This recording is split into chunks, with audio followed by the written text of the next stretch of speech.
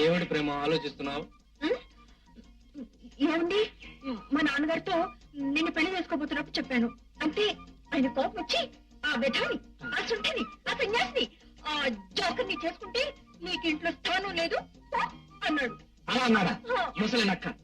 అయితే నువ్వు నా దగ్గరకు వచ్చి వచ్చేస్తాననుకో, కానీ మనం బ్రతికేదలా?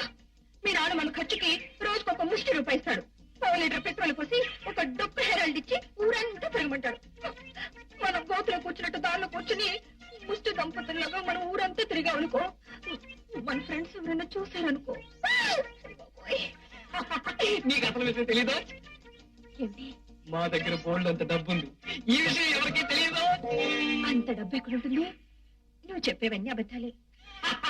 పిచ్చి పిల్ల, మా నాన్న ఎంత డబ్బు, ఎంత బంగారం, ఎంత పెద్ద కారు, అబ్బో ఇంకా చాలా మన కోసం దాచి.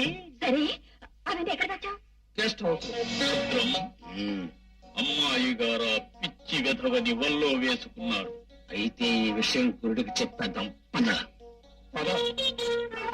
ప్రేమ ఇదే ఇదే మన ప్రేమ సామ్రాజ్యం. మా డాడీ చస్తే నాదవుతుంది, నేను చస్తే మన పిల్లలవుతుంది, వాళ్ళు చస్తే.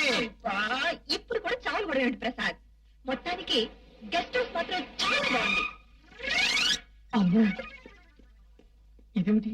పానకులో పొడకలాగా పర్వాణంలో ఏగలాగా మీ నాన్న ఇక్కడికి వచ్చాడు. ఈ టైంలో ఆయన ఇక్కడ రావడానికి నేను ఒప్పుకోను. ఏమిటొక పిగెదురు? మా నాన్న మీ నాన్నతో మన పెళ్లి విషయం మాట్లాడడానికి వస్తున్నారు. మన ఇద్దరిని ఇక్కడ ఇలా చూడడం బాగుండదు. మన లోపల పోదాం. చేయబడు. రమ్మంటే